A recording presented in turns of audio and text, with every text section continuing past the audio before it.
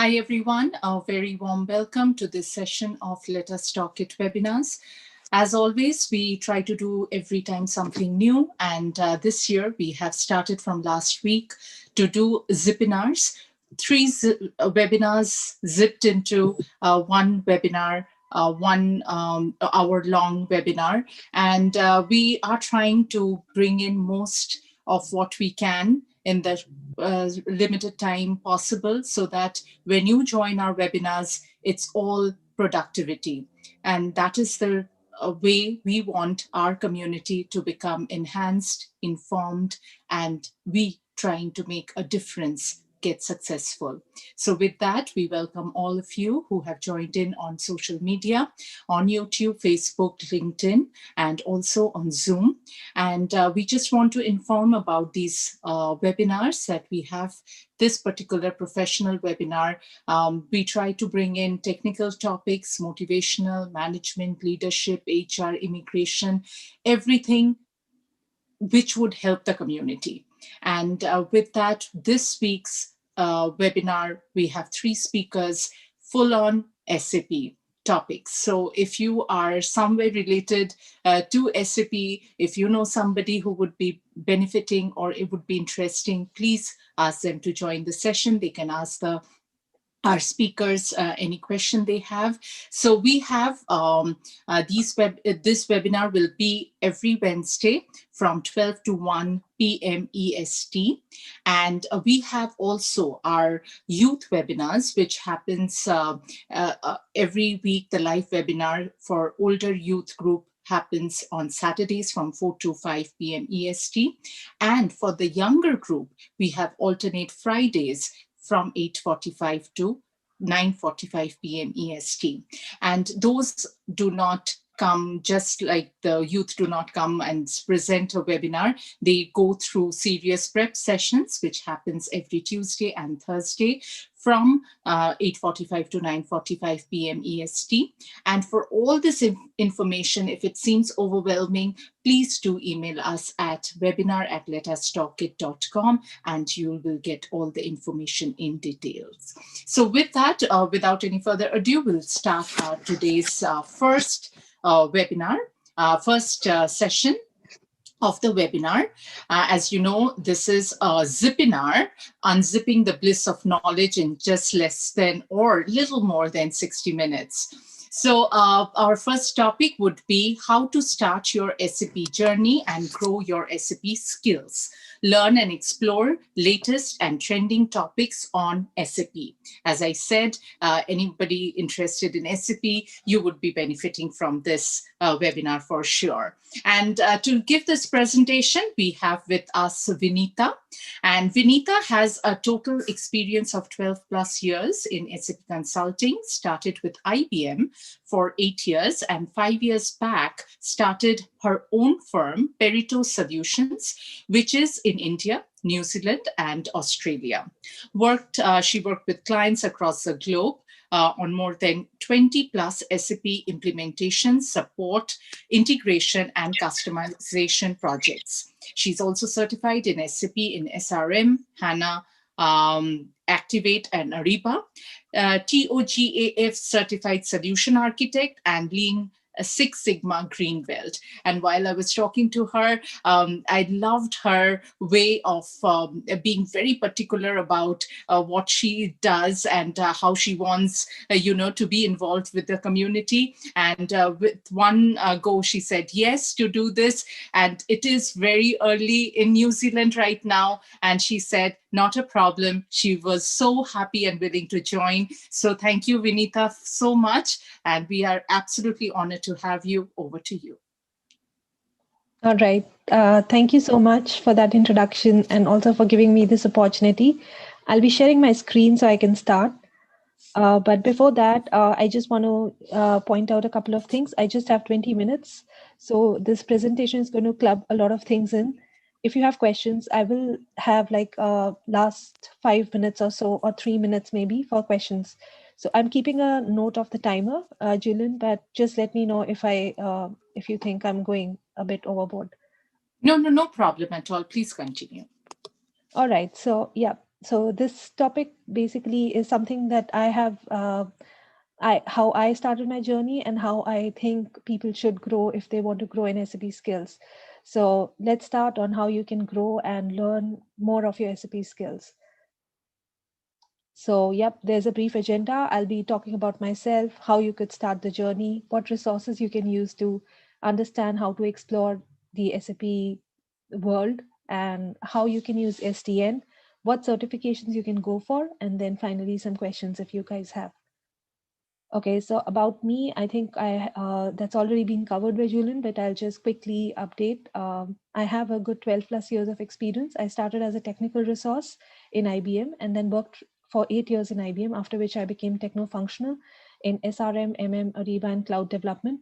I have worked with clients across the globe with IBM as well as an independent contractor, and now working full-time for my own firm.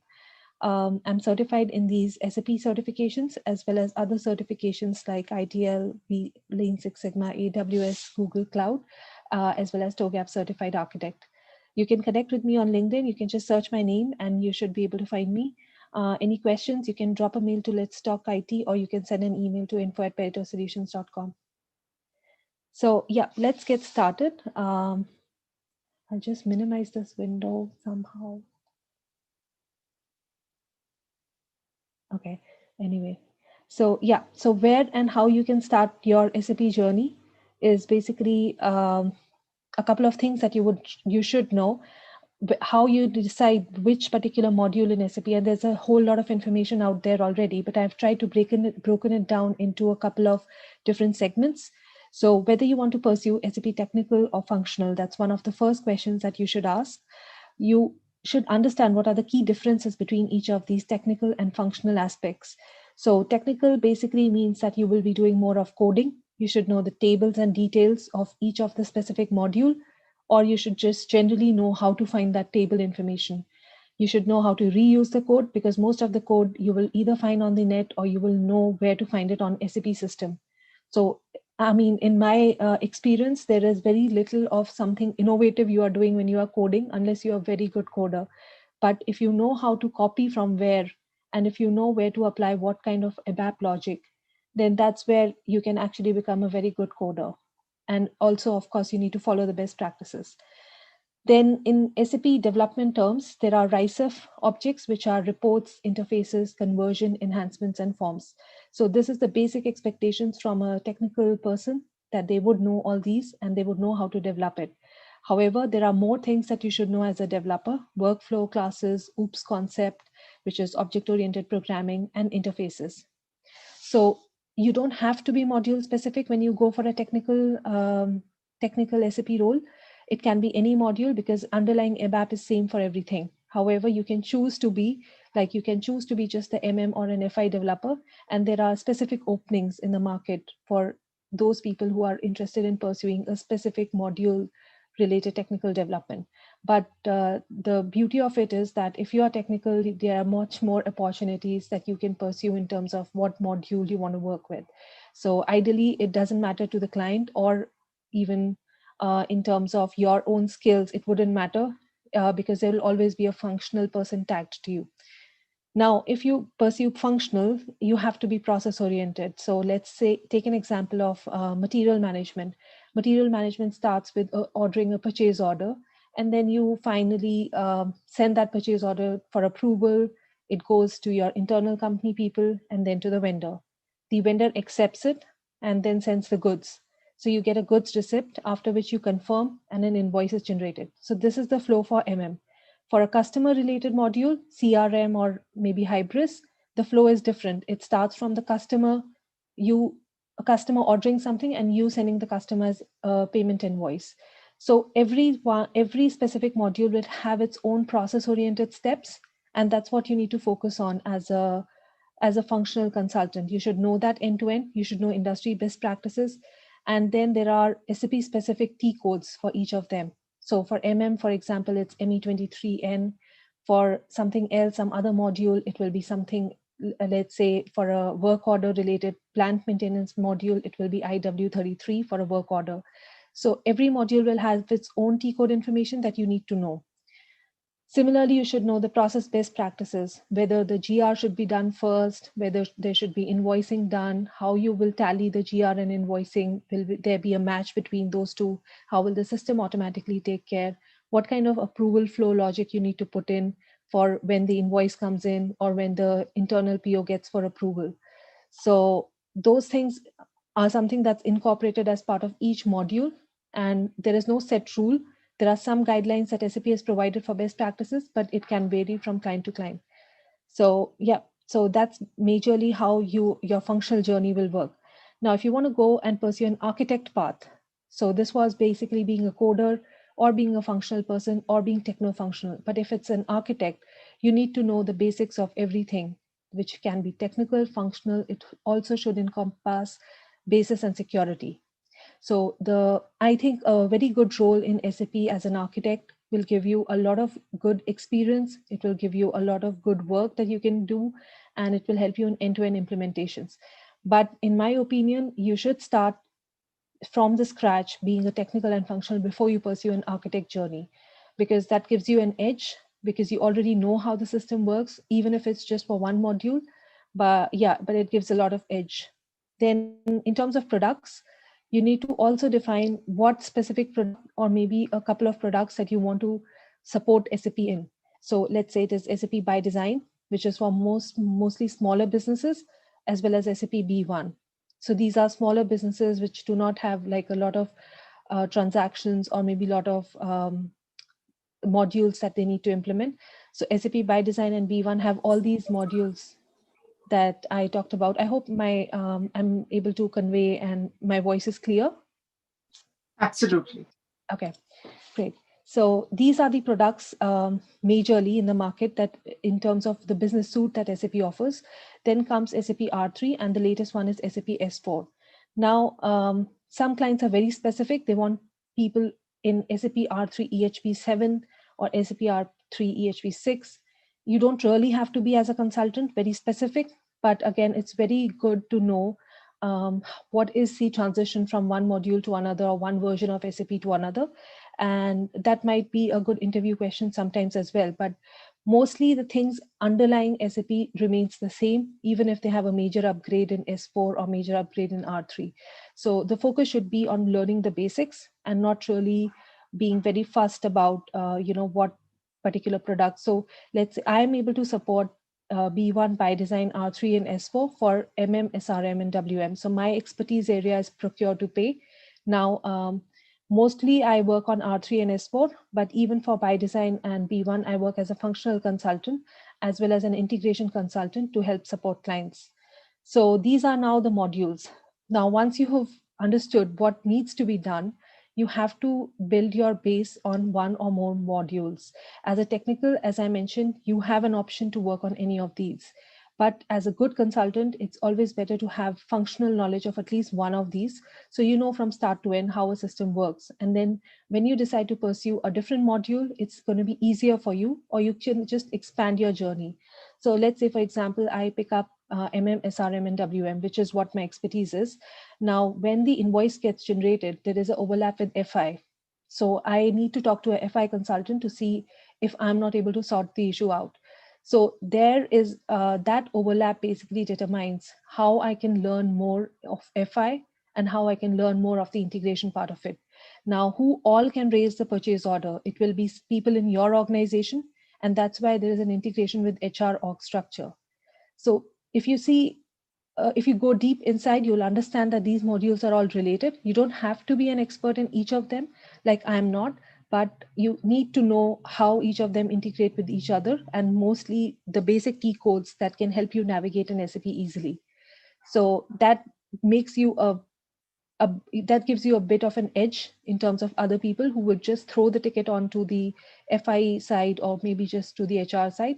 But if possible, you should take some initiative to sit down with the right consultants and help you understand and leverage your knowledge there. Okay, so next stages in learning SAP is now the cloud. So each of these modules, which have been core modules in SAP, have now a cloud variant to it. So for example, for MM, SRM, and contracting, you have Ariba. So Ariba is the module that SAP has been pushing very rigorously on the cloud, and it's almost like a replacement for SRM and MM.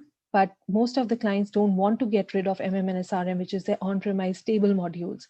So what they have done is they have implemented Ariba, and from cloud to on-premise, data still flows from one system to another. Similarly, for FI in the newer S4 version, there is simplified finance. So again, it's the similar concept, but they have changed some tables, they've changed underlying logic. So this is a newer version, but most of the clients that I've seen continue to use the S4 core module of FI. And for HR, it's Success Factor, or maybe it could be Employee Central. And for CRM, it is C4C and Hybris. So Hybris is like your Amazon kind of an experience where the users can go and shop. And then once they've done that, it comes back to the on-premise CRM version for further processing. So yeah, in terms of the newest technology in technical, I think you should understand how HANA development works. For interfacing, you should understand how the PIPO works, which is basically the interface layer between one or more modules, as well as MuleSoft. And then in terms of ABAP, you will have OData, Fiori, and all those new technologies that you should understand, because there are Fiori apps for each of these modules and how it interacts with the backend. That's where the OData and API services come into picture. So if you want to transition up from being the basic technical to the latest in SAP in terms of technical knowledge, this is where you need to go. This is where you need to explore more. Then again, there are reporting and BI, and there are basis tasks that you can do in terms of transportation, Solomon, and landscape management. So earlier, everything was on-premise, but when you have to move on to the cloud, like right now we have on-premise system, but if it's a web URL, then the basis team comes into picture who will move it to, let's say, Azure or maybe AWS. And that's how you can explore more, by being a basis consultant who understands migration and those aspects of it. So this is a nutshell on how you can do and what you can inspire to learn in SAP, and basically from starting from the basics to your niche skills, to develop them and grow together with SAP in that. Now I'll come to the next one. Now, resources to help you get started. So first is the my go-to link is the go support sap.com. You need to create a SID, and there are tons of courses, tutorials, and trials on SAP tutorial website. I will try to just quickly show you as well. And I have included some of these links that you can review, and these will take you directly to the actual topic on how you can explore and implement those tutorials as a on a live or a trial system and get started. So there is a very good step-by-step information that's provided for these. I'll just quickly, after I finish my slides, show you guys on how this can be done. Then there is SAP Learning Hub. So SAP Learning Hub has got like a lot of content that you can consume on why and how these tutorials work. So only when you do like a combination of reading and doing things, you will be able to register it in a much more better way. So this is a paid subscription, and you can find the price. It's around, I think I've included somewhere. You can just check on this link and you'll find the price. It is a bit pricey, but you can ask if you have a customer or if you have like a client or you work for someone, they should be able to reimburse, because this is a lot of value addition in terms of what SAP offers on this. Then, yeah, these are the top technical tutorials that you can go through, which are developing a Fiori Launchpad app, getting started with the SAP Cloud Platform, developing the first SAP UI web app, and building a SAP Fiori app that consumes data. So you can find all these on developer.sap.com/tutorial navigator. And you can also explore some more like API Mobile and Cloud Platform. Then there is Open SAP courses. These Open SAP courses are the ones which are upcoming. So these are some of the ones that you can just log in there and see. The important ones being how you can digitally transform and bot building. So again, this is a very niche skill, robotic process automation. And that is where you can integrate chatbots in SAP and make it more intelligent for customer service or maybe for internal knowledge-based management. So, and the other ones that I've included here, these are some past courses. which is again built on chatbots, which is what SAP has been pushing through very rigorously, as well as developing innovations in SAP for S/4HANA. Then there is some building RESTful applications. So even if you're not technical, these are majorly related to functional as well as integration consultants. So it's always good to know if you have time to do everything, but at least cover whatever your area of interest is, and those topics should be available on OpenSAP, and you should try to cover a depth of one specific segment that is of your interest. And also S4 conversion, like from R3 to S4, how do you convert the system? What are the steps? And this has been repeated a couple of times. So I think SAP, this is one of the hot topics that you should dive into. Okay, yeah. So here are the SAP Live Access. These are the prices from SAP. So you have got some demo systems that you can use when you prepare for your certification or when you go and see content on Learning Hub. So you have SAP Live Access for 20 hours and 60 hours.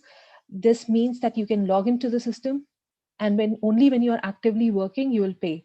So let's say I work for 4 hours today, I can pause it and I can exit, and it will only charge me 4 hours. So you can decide how long you want to use those 20 hours. It's a 1-year validity, and same for 60 hours.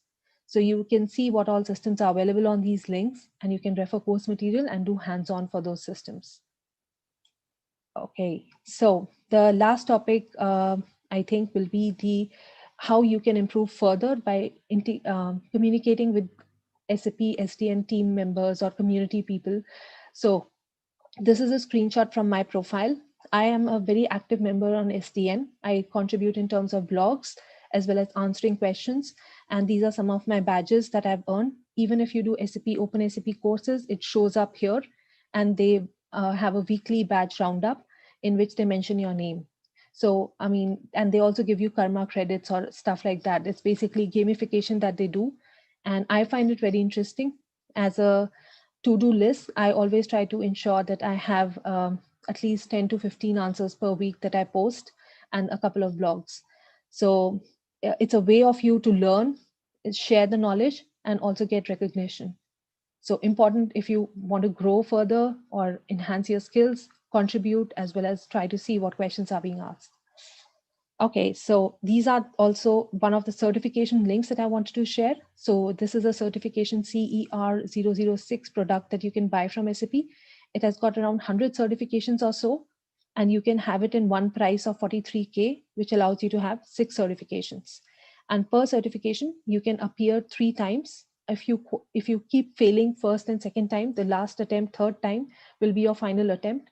So SAP would not allow you after 3 attempts to appear for the same exam again. They discard you as being not fit for qualifying for that exam.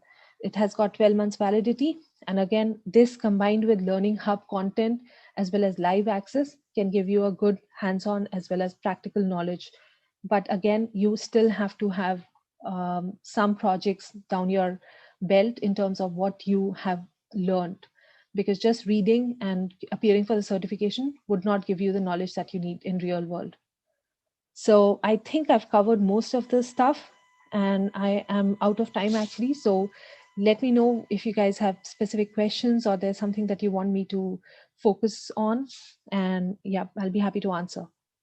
But that's pretty much it from my side. I will just quickly show you. These are the Open SAP courses, and these are the tutorials. You can navigate to the tutorials.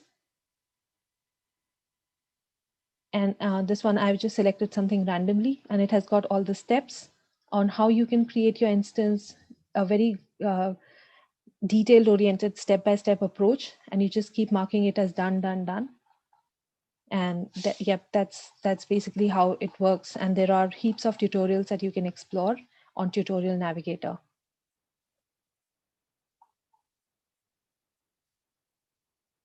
So, yep, you can also just select in terms of what specific technology, connectivity, development, extensibility you need. And there are missions which have got a bunch of tutorials, or, some tutorials themselves. So if I go inside, let's say there are 10 tutorials inside this, and each of them will have step-by-step information. So not very long as well, 35 minutes. And again, all of this gets added to your dashboard. So this is my dashboard. So whatever courses I complete and all, it gets added up. So just a way for you to get motivated, keep your own goals, just compete with yourself and see how you can grow from there. That's it from my side. If you have questions, please let me know. Julian, you can take over now. Absolutely. Thank you so much, Vinita. It was like hearing your session. It was like, you know, a very close friend or a sister or somebody who wants to deliver as much as possible information, being precise and something that will help you next. So really appreciate your Thank as you. keeping to the time and trying to deliver as much information as possible. Absolutely. Thank you so much. And I would ask Srini if you have any comments, because he is, his forte is SAP. So he would be knowing how much you have helped the community.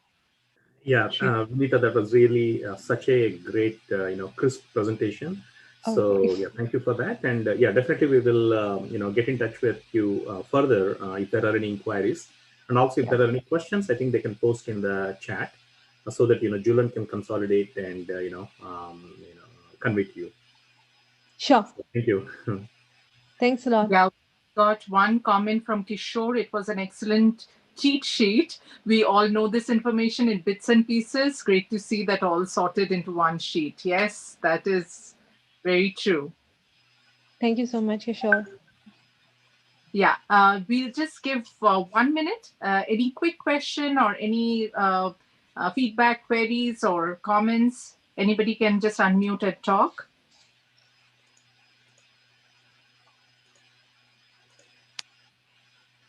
And what's the time, Vinita, there in New Zealand?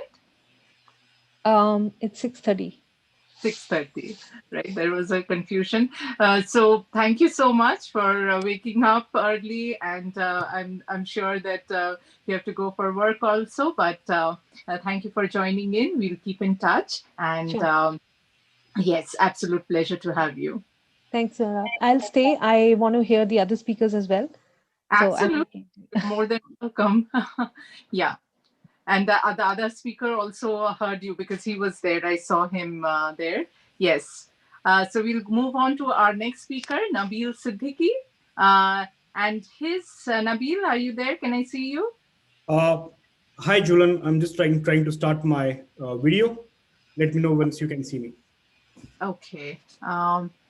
Okay, while Nabil is starting, his topic is Design Sprint Mantra to bring a new feature or product, 5-phase process of design sprint that uses design thinking with the aim of reducing the risk when bringing a new product to the market. So everybody wants to bring a new product, and this is the man to talk to and hear from. So a short bio of Nabil. Nabil has 6 years of experience in the international software industry.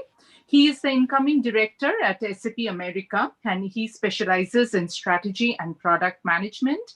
He has also his experience has spanned across product development, strategy, product management, and marketing at SAP and Duke. And he is also the recipient of awards like Top Innovative Minds and Excellence at Innovation for his contribution to the software industry. At Duke, Nabil is leading the strategy wing of global women health technologies aimed to solve the crisis of global public health and to eradicate cervical cancer using technology. That's something great, definitely, and we look forward to hear about that. And he has also helped in raising grants worth millions of dollars and spearheaded the collaborations with Fortune 500 companies to join the Digital Transformation Initiative. He is an avid researcher in the field of enterprise gamification, Internet of Things, NoSQL, and has authored many books. And he is also a member of the editorial board at CRC Press and reviews international journals in the field of smart computing and the Internet of Things. But not that he's only technical and driven by technology. He also loves to hike, mountain climb, travel, and indulge in bungee jumping. So we always love to know a little bit more personal details about the speaker. Thank you for putting in there. And over to you, Nabeel. Thank you, Julian. Julian, I'm trying to start my video, but it says that the host has stopped it. So how dare we stop you? Can you try now? Perfect. I hope you can see me, right? Yes, we can. All right. Hello, everyone. My name is Nabeel Siddiqui, joining in from Durham, North Carolina in US. And as Julian has spoke about me in length, so I'll not bore you guys with more details about me. So I'm happy to be here with you guys, and thank you for the opportunity. Let us talk IT and Cogent IBS. And I hope the next 15-20 minutes could be useful for you all. All right. So before I want this session to be interactive, so please feel free to ask any questions that you might have in between. And Julian, you can coordinate any questions that they have on chat. So I would like to ask everyone, like, what is your favorite product? It could be anything that you use.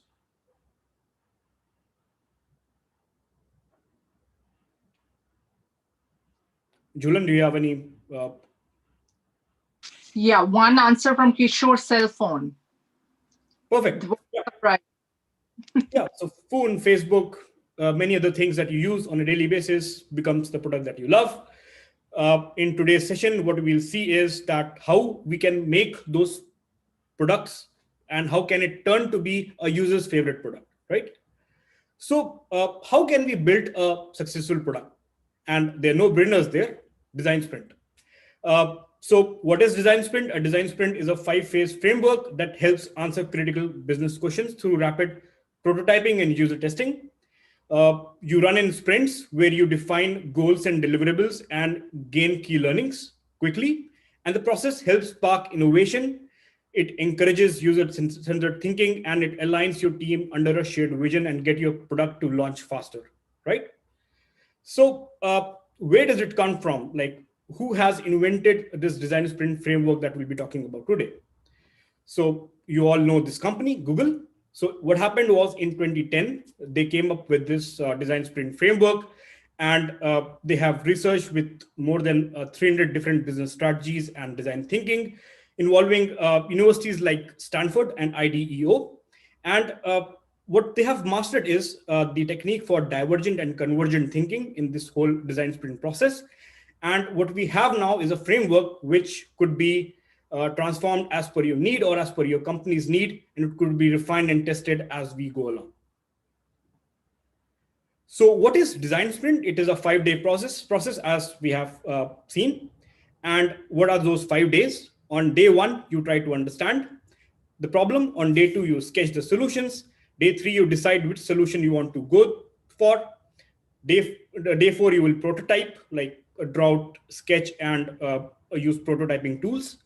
And day 5, you will validate to see which solution is the best that could solve all the needs of the users, right? Let us see what was the traditional development process in companies. So this cyclic thing that you're seeing right now on the screen starts with idea, then you build, then you launch, and you learn. This is the traditional development process. People call it waterfall process, and it's called by different other names. So what is wrong with this process that we need to come up with something known as a design sprint? Well, everything that you see on screen is wrong with it. So what happens is you develop an idea, you build it, you launch it. In this 1, 2, 3, you spend a lot of money. And then you come to 4 and you learn that maybe this is not the one that my user needs. And then you start rubbing the whiteboard and doing some alternatives. So what it does is you go back and forth a lot of times, and you have already invested money in this whole process, and then it fails at a stage where you can't like just go back and do something without spending more money, right? So how this could be changed with this simple loop connecting idea and learn? So what we do is, so design sprint runs through that loop 1 to 4 that you can see on the screen. You develop a prototype, you test it with your users, and you see what they want, and then only you go to the build and launch phase. So you fail a multiple of times in that 1 to 4 before going to build and launch. So this is how we mitigate the risk and try to see and develop the product which is closer to users' needs. What we'll do today will help you answer this form. So this form may look very easy, but it takes years for the companies to get things right in the fill in the blanks that we are seeing right now. What I've done is, like, from my own example, I have just filled out something. We'll see how the design sprint will help you fill this form. Essentially, what we are writing in this form is, with the product X, we want to do blank by blank to maybe improve something so users can do this, right? So let's see how we can essentially fill this form using design sprint. One of the most important aspect of design sprint is research. So before you start a new idea or project, it can be very helpful to do explanatory research in advance of holding your sprints. And there are different types of research which companies do. They do participant observation, they do user interview, they do different kinds of surveys that you might be getting on the emails to fill up, right? And the beauty of this design sprint is it is not 4 or 5 people. So what we see essentially in companies is there will be like 4 or 5 key decision makers who will like drive the product. But in this is a democratic process. You include experts from different backgrounds. So in your team of 6 to 7 people who will be part of design sprint, you will have people from different roles like designer, product manager, engineer, writer, researcher, and all these people will contribute in the decision-making process. So here we don't have like 4 or 5 people of the same background. We have diversified it and democratized the process to make it more closer to everyone's skills and expertise. So let's start with day 1 of the design sprint. Day 1 is understand. So what do we understand here? We understand the business problem, the problem that user is facing from all angles. And what we create is a shared knowledge, and essentially we unite under a shared brain, right? We start the understanding the problem by a very cool exercise, which I call it, how might we? And this is a note-taking method. So what you do is you have this cool in your own words. So you start with, how might we use streamlined onboarding to decrease app uninstalls, right? Similarly, everyone in the team will have their own way of drafting a problem, and we will stick these sticky notes on the board. Then what happens is, as I've said, that a design sprint or a design team consists of people from different backgrounds. So what we do is we try to learn something from their background. For example, if I'm an engineer, I might not know what is the best practices in user design or user research or UX design. So if a user UX researcher will come up and speak to the group for like 10 to 15 minutes about the topic, then we might get some 101 on the best practices, and we are not like blank when we are trying to discuss which screens look better, right? In the last phases. So like this, we share knowledge. Everyone from their background, they come in and they talk about the best practices for 10 to 15 minutes, so that everyone gets an idea of where they're coming from. Then once we are done with the lightning talks, what we do is we have these post-it notes that we have stuck on the how might we post-it notes. So we try to cluster them into groups. For example, there could be some problems which people have listed to improve, to give seamless experience to users. Others might be talking about automation, right? So we will break down these post-its into these clusters, and so that we have everything segregated and clean when we are before going ahead. So in pre-COVID world, when everyone will be working in office, the how might we would look something like this. But for now, there are many, since everyone is working from home, there are many collaborative tools like Miro and Mural, which can help you achieve this whiteboarding or this exercise online. So as I said before, that the process is democratic. That means everyone in the team gets to vote and no one has a clear say. So what happens is people vote on the best problem that could or the best problem in the post-its that could benefit the users in general, and how might we board or how might we note that would get the most number of points get selected as the problems that we are trying to solve, right? So once we have selected the problems after this voting exercise, what we do is user journey mapping. And this is very important because the journeys that I have may be different from Julan's journey or maybe different from SAURABH's journey, right? Because we are different individuals, we have different habits.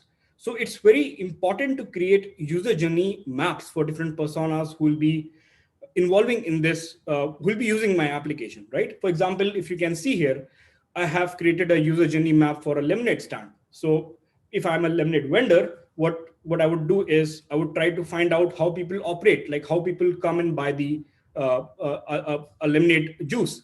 So what I have mapped there is like people find out about the stand, they come to the stand, they buy lemonade and they pay the money, and then they like go away with the lemonade in their hand, like it's a takeaway order.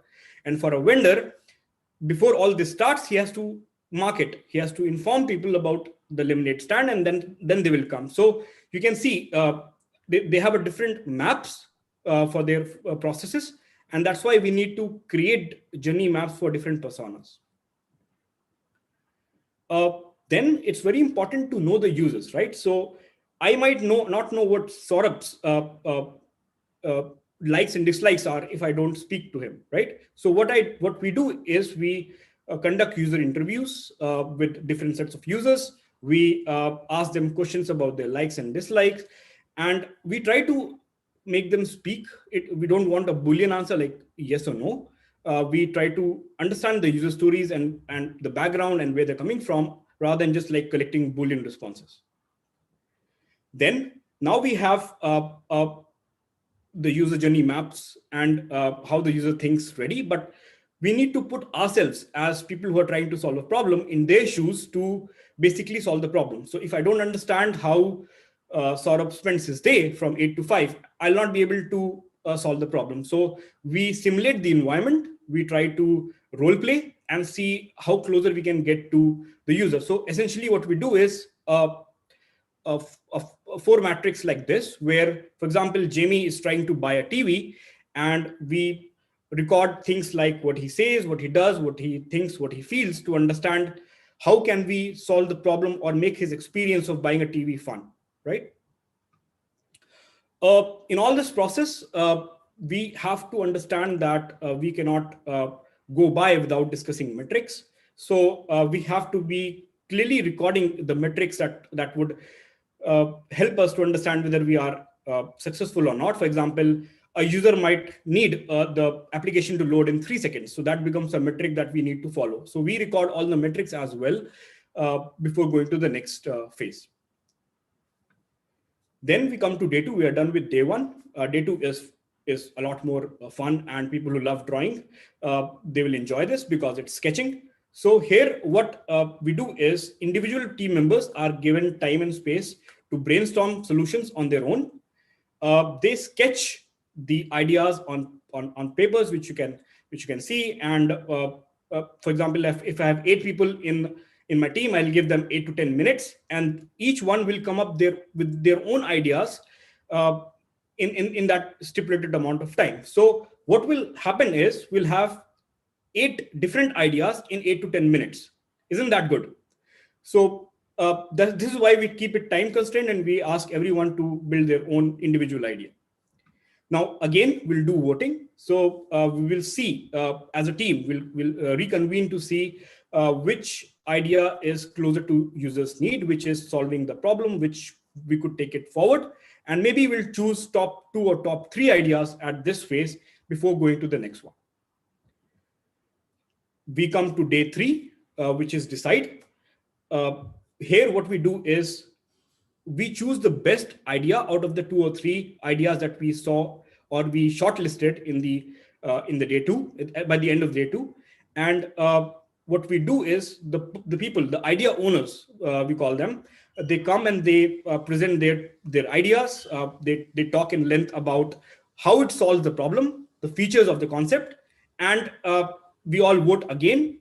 And this time we vote for the idea that is more closer to the user's need, and that gets selected to be prototyped in the day 4. So we come to day 4. Day 4 is prototyping. This is where your designers will get involved, and they will use tools like Adobe Photoshop, Sketch, PowerPoint, Proto.io, and Figma. I love Figma because I have used for a couple of years, and it gives you a very collaborative environment where you can like sketch with 2 or 3 people and show them how the progress is going on, how the screens are interacting. And by the end of your sketch, what you will get is a working prototype, which would simulate the whole application, right? So you can see how the screens are moving from home to login to other screens. Now, once you have the working prototype, it's time to validate the idea. And this closes the loop that we saw in the first PowerPoint presentation. So in the validate phase, it's a moment of truth where we see live users interact with our prototype and give feedback to our target audience. We do a lot of usability tests. We conduct, again, interviews of the people whom we called for interview on day 1, and we show them the prototype. What they do is they use the prototype, they interact with it and see if it is solving the problem that they listed on day 1, right? So we are continuously having users part of the process, as you can see, and that's why we are guaranteeing the success in this, because we are covered, because our users are part of the process of development, and it will be the product that we will make will be closer to their needs. So this is a data-driven exercise. We can draw graphs and see how many problems were found, and based on this graph, you can either reject or accept a prototype. What we do else is using tools like Optimizely and Zoho, and we conduct A/B test. So A/B test is basically what you do is you give different variations of the website to different users, right? Like beta testing, if you will. So what happens is you give user A different website, user B a different variation of the website, like this. So if you can see on the screen on the left, the discount text does not have free running text in it. Free is a button which is on the right, and on the right screen, what you see is free is part of the text, and you are asking whether it is opting, whether the user is opting or not. So what we do is we ask them to vote on these two control and variations, and whichever of this which will get higher votes or higher percentage of users will like it, we will promote that version and will go on to development and henceforth. So this culminates the design sprint, and we run this concurrently in 3 or 4 weeks until we cover every solution. We have done all the screens, and it all happens at a lightning speed. You won't believe, in my experience, I have seen a whole product getting ready because of this approach in a couple of months, which was not possible before, because we had lots of back and forth and the users were not like part of the process. But it all changed with this design sprint approach, and we are making products that customers love. So thank you everyone for like patiently listening. You can scan these QR codes if you have any questions for me.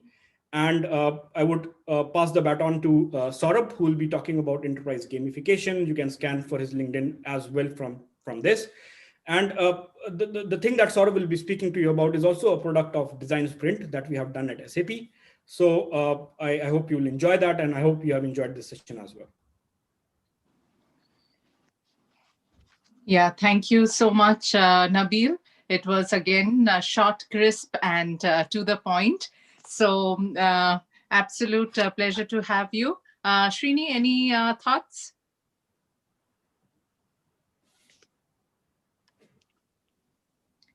Okay. So if not, then I'm sorry, I'm on mute here, but yeah, thank you so much. It was again, a bird's eye view of you, and very much needed in the project successes. Sometimes, when we don't apply all the theory to the practices, that's when we see surprises in the go lives. But yeah, that was pretty good, and we definitely will like to stay in touch with you for further questions, if any. Thank you so much, and also good to see you, Saurabh. Thanks again for joining the Let Us Talk It platform, where we try to create an informed and empowered community. Thanks again. Thank you, Sunil. Thank you, Julian. Yeah, and if you thought Nabeel, still do not go. If you thought Nabeel's introduction was finished, don't think so, because one important factor that Nabeel showed in this, it's been almost now going to be 2 years of this webinar. And amazing thing that I saw, that he was approached to be the speaker, and he, the one that we say that if you like something, or if you can share the word with the community, then it becomes our goal is achieved to some extent. And that's exactly what he did. He actually not only wanted to be the speaker, but he also informed his friend or his colleague, I'm not sure. He made sure that he's also part of the webinar today. So that is what community and sharing is all about. So thank you, Nabeel, for doing it. And I didn't get a chance to talk to Saurabh, but Saurabh, a very warm welcome to the webinar, Let Us Talk It webinar. And yeah, can we have your screen now, Saurabh? And Saurabh will be, just let me talk about his topic. It would be enterprise gamification for better engagement, the application of game design elements and game principles in non-game contexts. So with all of this gamification, quickly, I'll go with Saurav's, achievements. So he is an experienced executive in the software industry with over 10 plus years of experience. And in his experience, he has led sales development and product teams at prestigious organizations like Cisco, Sonata, SAP, and United Health Group. And he's also the champion sales executive and has closed sales deals worth millions of dollars. He is also the prestigious organization award winner of the Winner's Circle for his innovative mindset of engaging customers. He is an MBA graduate from IIM Bangalore, and he has published his white paper titled Adopting Cloud Services to Drive Business Value, which has won accolades at the National C2 Conclave. He is also a veteran Agile coach with certificates from leading Scrum and Agile organizations. His interest in the Agile framework is inspired by the famous quote of Helen Keller, alone we can do so little, together we can do so much. So very true, Saurabh. And he's currently specializing in executive leadership from the Harvard Business School. He's a global director of the S4HANA Solution Management, Customer Value and Success at SAP. He's also leading the digital transformation initiative of gamifying product discovery. And on a personal note, he loves to travel, hike, and read books. So absolute honor to have you, Saurabh. Over to you. Thanks a lot, Julian. And thanks a lot, Nabeel, for connecting me. And it's great to see Let Us Talk IT doing such wonderful initiative. I think learning is a challenge. So I think initiatives like this are welcome. So thank you, everyone. And thanks for your time. And I would definitely ask a question, the reason behind your background, because you were taking the topic gamification. I love that. Yes, exactly. So Julian and team, so let's make this informal. I know you have been listening to amazing speakers. So it's been a long call, right? So let's make this informal. Feel free to interrupt me any point of time. And let's start with your question, right? So what are some of the favorite board games you have played growing up as kids? You can put in the chat, you can unmute yourself. Yeah, like a trade game, Mm-hmm. business, Monopoly. Scrabble, Monopoly, Monopoly. Ludo, Okay. yes. Favorite. Ludo, yeah. Okay, excellent, excellent. Now, what if I told you that we can bring these board games into the boardrooms? Would you like Great, to play? great statement. Right. Right. So this is what Nabil and I have been working on with over 100 global customers across 36 countries. We are trying to make it a little easier for our customers in the current pandemic. As you know, the world has changed. While we continue to look for business continuity, the challenge given to us from our leadership was that, hey, we need to help our customers, our partners, and also our employees, new graduates joining the SAP ecosystem, not just as employees, but also as potential leaders in the consulting space, right? How can we help them understand the power of our solutions uh, in a virtual environment, right? So that was the challenge, to break this monotony and provide a experience, and to keep it at a efficient pace to learn. So we're looking for a lot of answers. So Nabil, myself, a few other folks, we had a lot of discussion, and we're thinking, okay, how do we make a experience good? So what's a good experience, right? And we all had a same answer: Disney, something like Disney, right? Where we go out with our friends, our families, we have a wonderful time looking at the characters, the rides, and that stays in our muscle memory, right? It stays with us in our subconscious mind. Now the challenge was, okay, can we create a Disney-like experience, right? So we started breaking down what this experience is all about. And this is a quote which is personally very I take inspiration from it. It is Mary Poppins, who says that whatever job you do, right? Whether you are a warehousing manager, whether you're a financial clerk, or you are a CEO sitting in the corner office, whatever your job entails, there is always an element of fun, as boring as it sounds, right? I know it is work from home. Instead of 9 to 5, we are all working 7 a.m. to 7 p.m. The personal boundaries between work and home is got reduced, right? But still, what we believe is that with the power of human network, we can make our work a little more engaging and interactive. It just requires us to come together.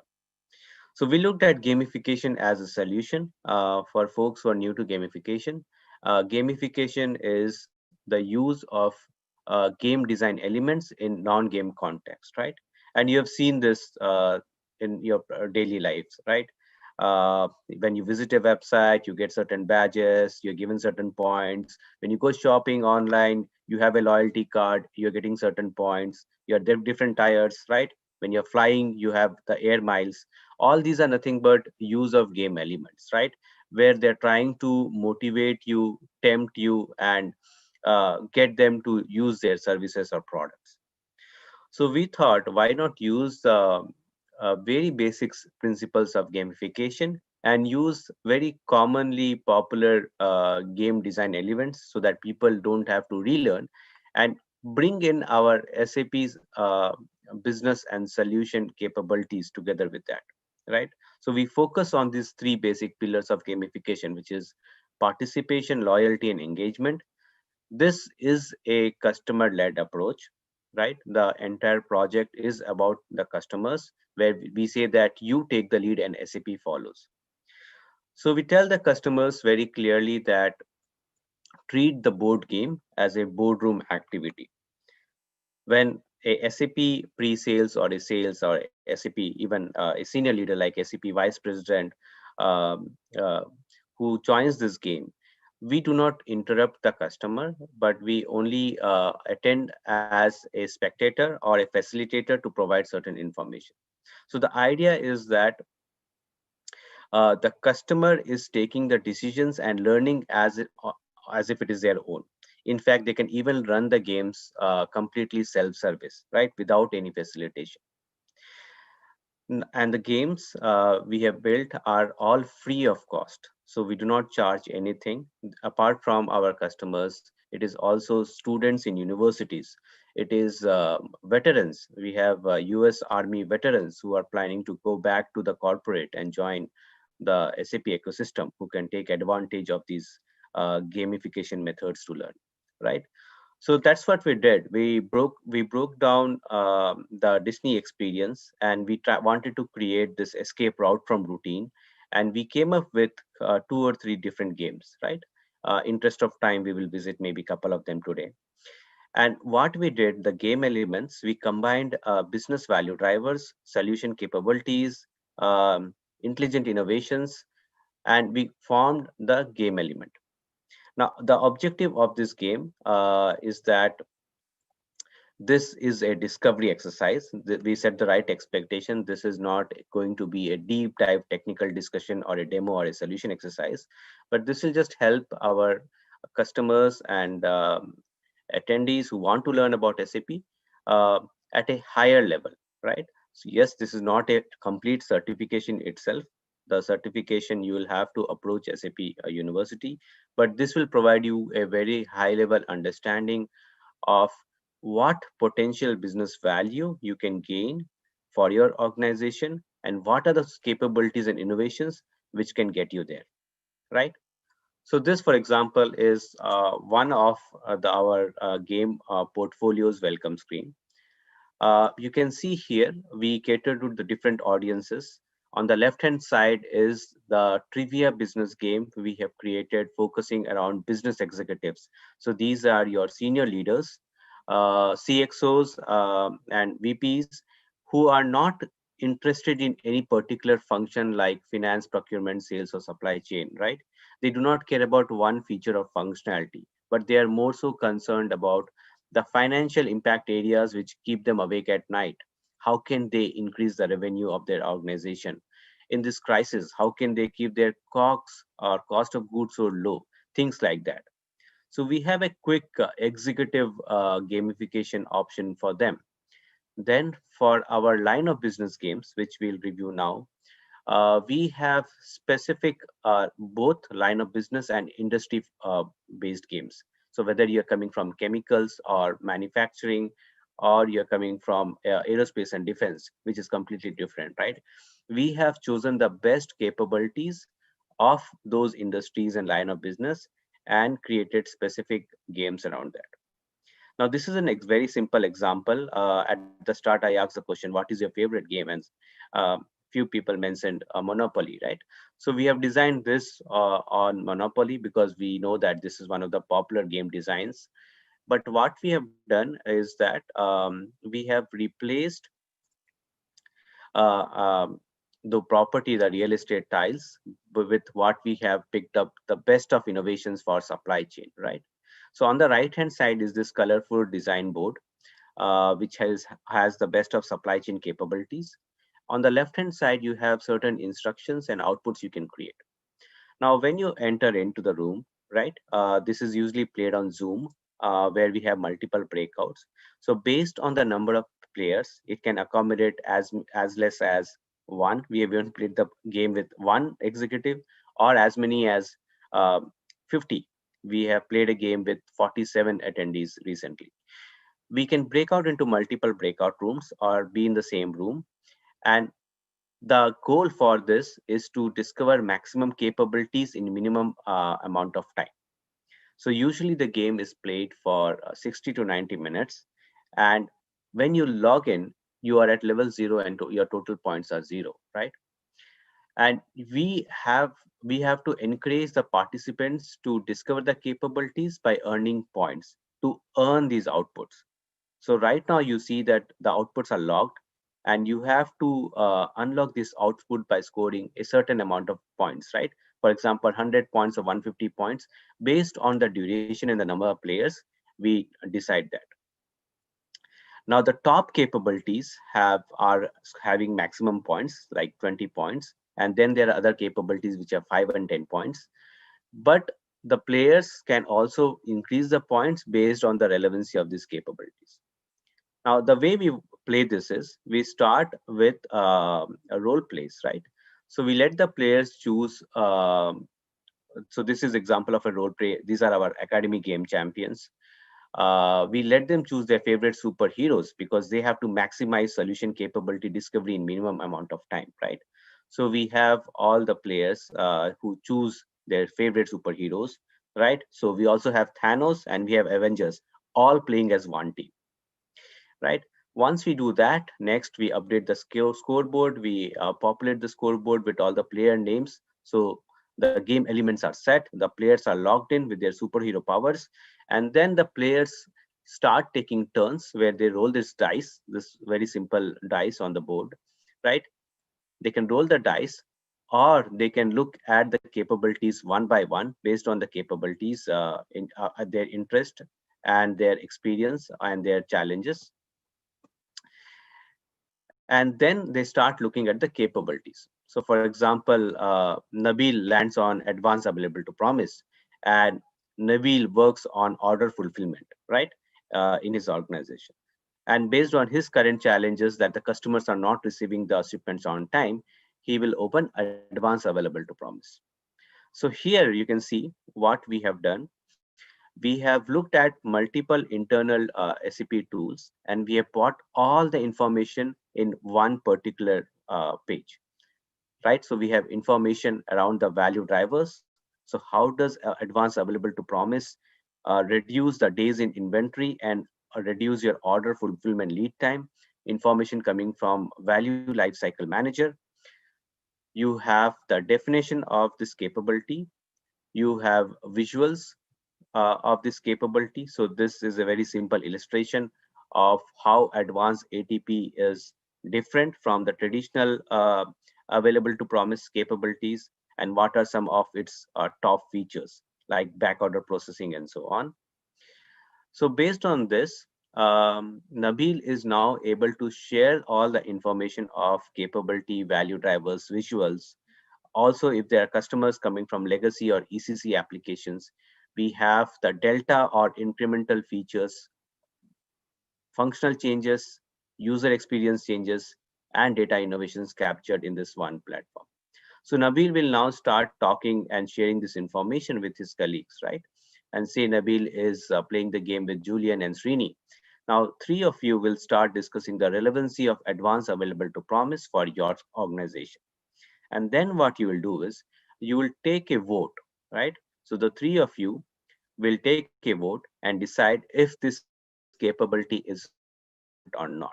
So on the same call, you're learning about the capability, but you're also creating certain tangible outputs like your roadmap and your value map.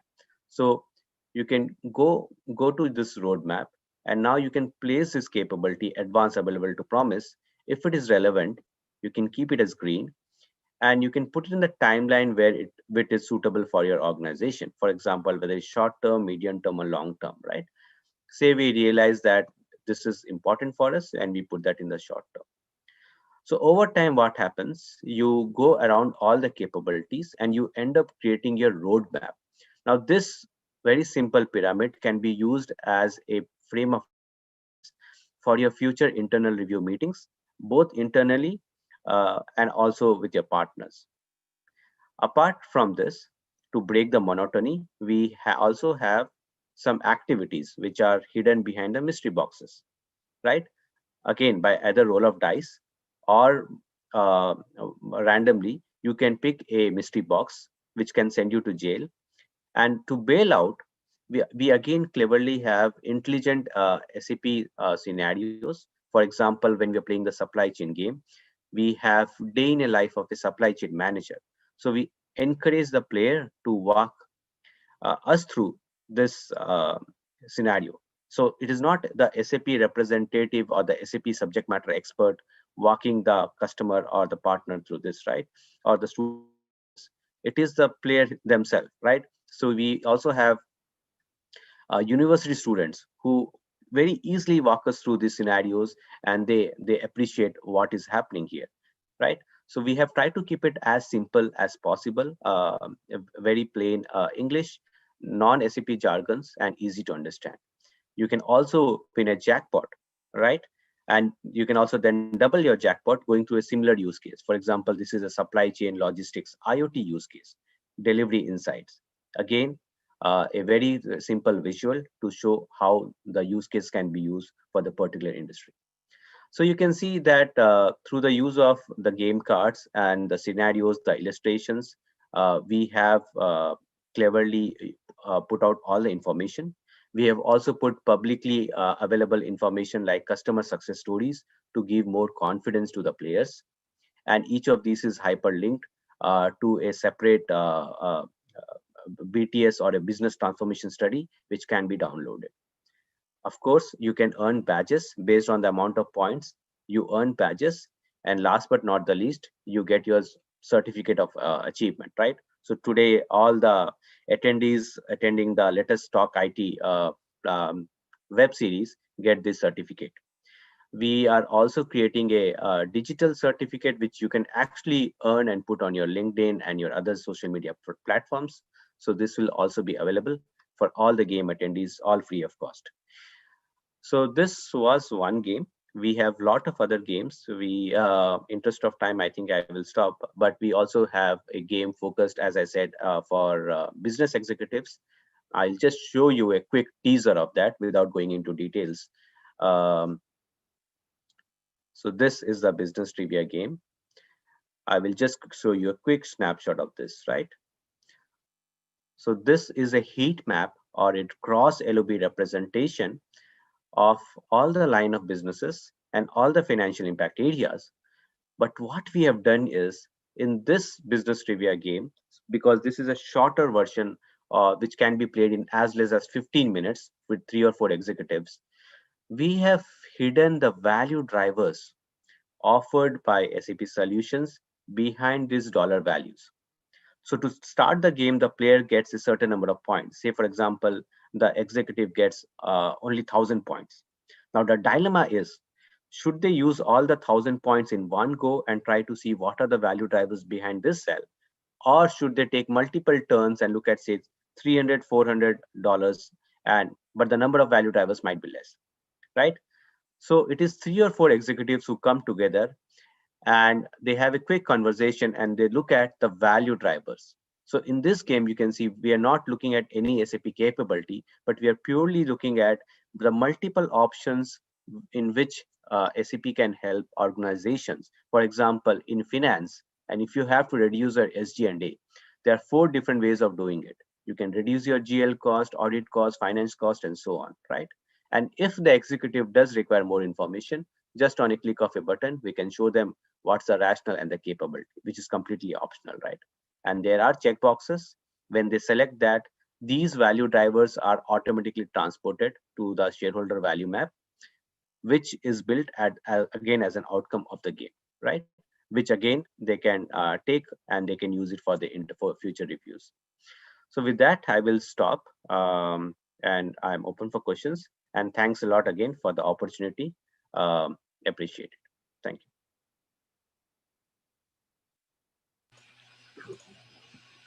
That's really great to hear about SAP gamification. I mean, it was surprising. I mean, probably I was not following, but it's pretty innovative and it's much needed, especially I think during this time.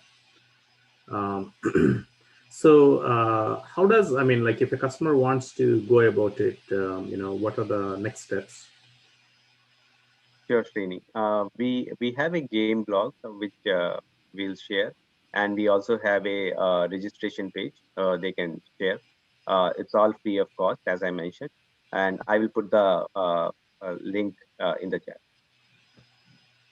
Okay, sure. Just want to quick take 30 seconds to show. It was pretty interesting because I'm pretty much interested in this gaming. I introduced to one of my customers in SAP like around 7 years ago. So this is what exactly I built. It's a SAP event management, one of the newer modules, that we were implementing. Wow. Yeah, so I implemented this, and if you click on any of this, then it goes to a question. Yeah. This is amazing, Srini. We should definitely connect offline.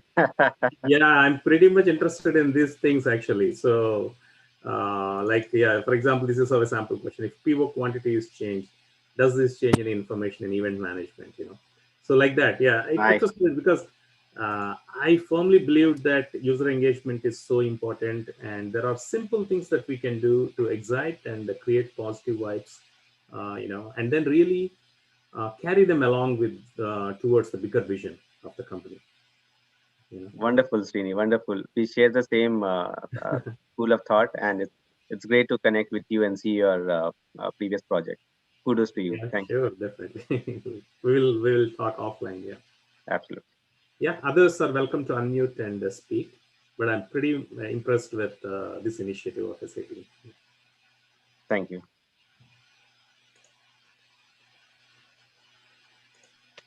Yeah, thank you so much, Saurabh. Being that calm, patient, and and I was while you were explaining, I was sure that Srini is enjoying it like anything. Yeah. Saurabh was Thanks a lot, also. Julian. Thank you. Thank you very much. And thank you so much for your time. And I think Saurabh has also shared a link to register. So any one of you who is here, you can use that. Any question from our attendees or our previous speakers? I see Vinita is still there.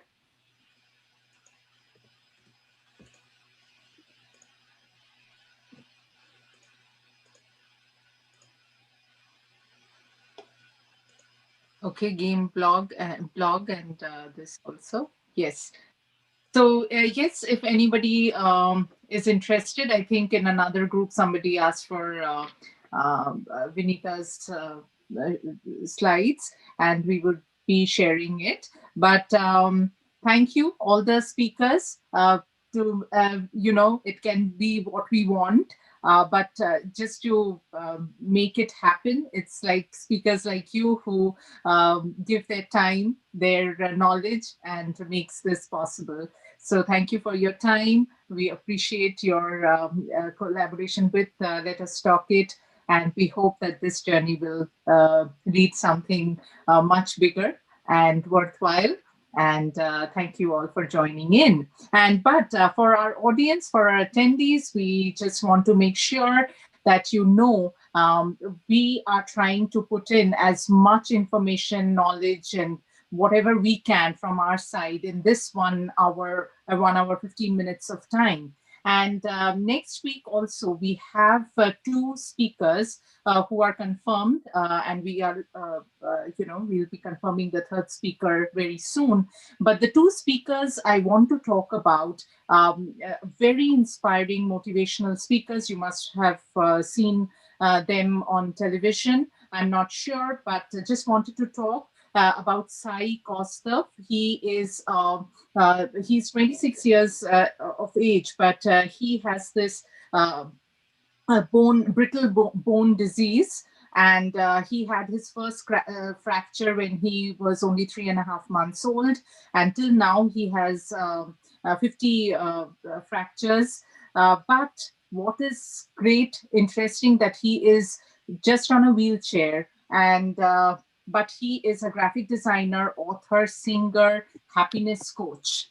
And what irony can it be? And why personally it motivates me, that I feel we have all the reason to say that we cannot do, we don't want to do, but with physical disability, and which is not in our hand, it's inborn.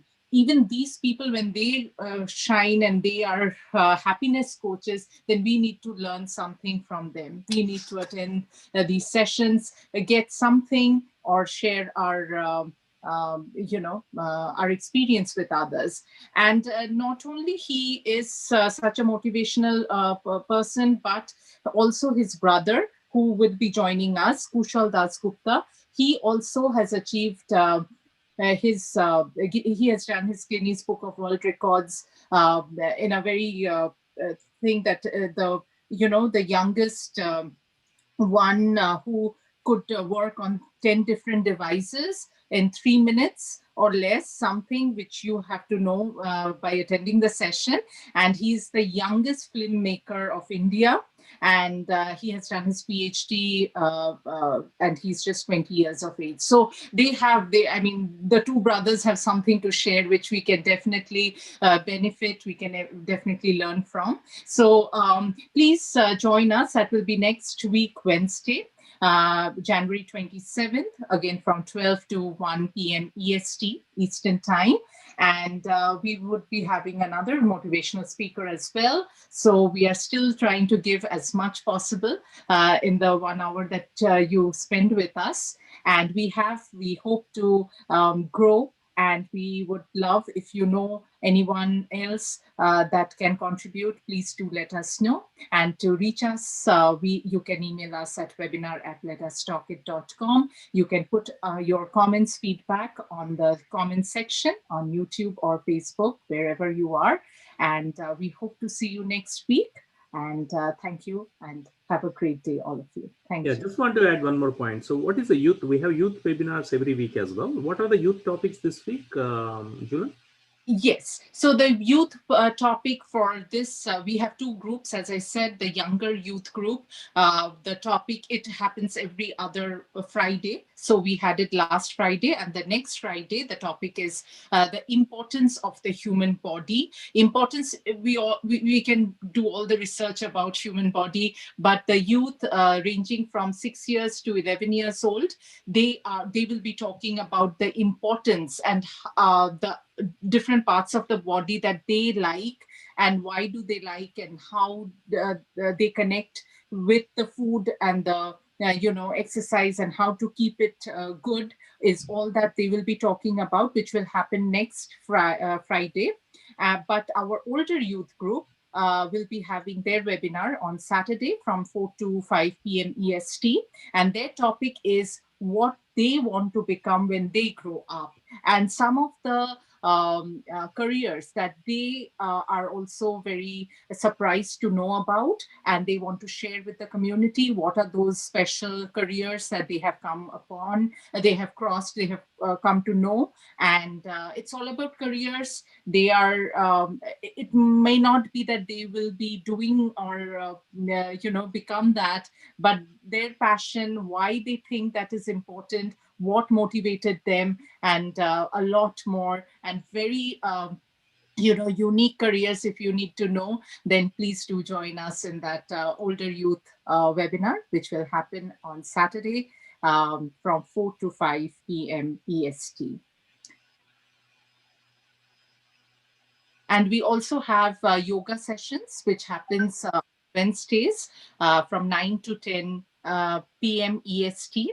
And we have on Sundays from 9 a.m. to 10 a.m. EST.